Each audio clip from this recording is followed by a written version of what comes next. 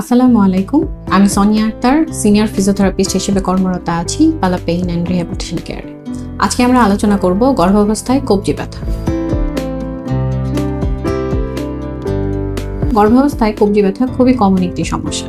গবেষণায় দেখা যায় প্রতি 10 জন নারীর মধ্যে 3 থেকে 5 জন গর্ভবতী নারী এই সমস্যায় ভুগে থাকেন।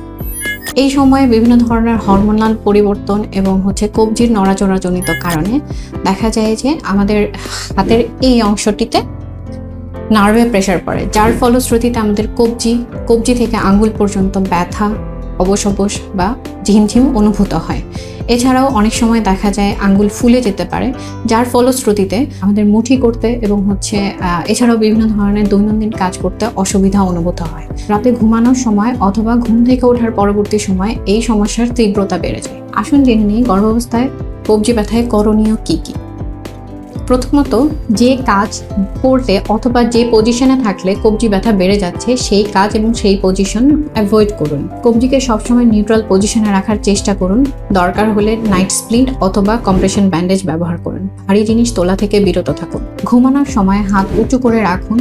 অ্যাফেক্টের সাইডে শোয়া পরিহার করুন। কম্পিউটারে কাজ করতে হলে প্রতি 20 থেকে 30 মিনিট পর পর একটি ব্রেক নিন। কবজিতে ঠান্ডা সেক দিন এবং অতিরিক্ত লবণ জাতীয় খাবার পরিহার করুন। প্রাথমিক অবস্থায় কিছু হোম এক্সারসাইজের মাধ্যমে এই ব্যথা থেকে আমরা পরিত্রাণ পেতে পারি। চলুন দেখে নেওয়া যাক কি কি এক্সারসাইজ আমরা বাসায় বসে করতে পারি। আমরা আগেই জেনেছি প্রেগনেন্সিতে কবজি ব্যথার অন্যতম একটি প্রধান কারণ হচ্ছে ফ্লুইড রিটেনশন। এই ফ্লুইডগুলো ড্রেন আউট করার জন্য আমরা সিম্পল কিছু কবজির এবং আর্মের মাসেলের মুভমেন্ট করতে পারি। যেমন এক্সারসাইজ নাম্বার 1, আমরা সিম্পল আমাদের কবজিটিকে জাস্ট নিচে উপরে নিচে উপরে এইভাবে আমরা 8 থেকে 10 বার করতে পারি। নাম্বার 2, আমরা কিছু আর্ম মাসেলের স্ট্রেচিং করতে পারি। সিম্পল আমরা হাতটিকে ধরে নিচের দিকে স্ট্রেচ, 30 সেকেন্ড হোল্ড, দেন রিল্যাক্স। এভাবে আমরা 3 বার করব। দেন একইভাবে আমরা উপরের দিকে হাতটিকে স্ট্রেচ করব, স্ট্রেচ করে 30 সেকেন্ড হোল্ড, দেন রিল্যাক্স। এভাবে আমরা 3 বার করব। 3 নাম্বার এক্সারসাইজ হচ্ছে প্রেয়ার স্ট্রেচ।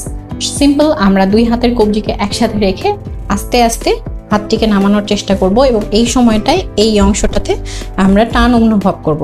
টানটা যেন অবশ্যই সহনীয় মাত্রায় হয় এবং এই অবস্থায় আমরা 10 থেকে 30 সেকেন্ড ধরে রাখার চেষ্টা করব এবং এটা আমি 3 বার রিপিট করব। আমরা দেখে নিলাম কবজি ব্যথায় কী ধরনের এক্সারসাইজ আমরা বাসায় বসেই করতে পারি। এই সকল নিয়ম ফলো করার পরবর্তী সময়েও যদি আপনার ব্যথার তীব্রতা না কমে, তাহলে অবশ্যই একজন বিশেষজ্ঞ ফিজিওথেরাপিস্টের পরামর্শ গ্রহণ করুন। ধন্যবাদ।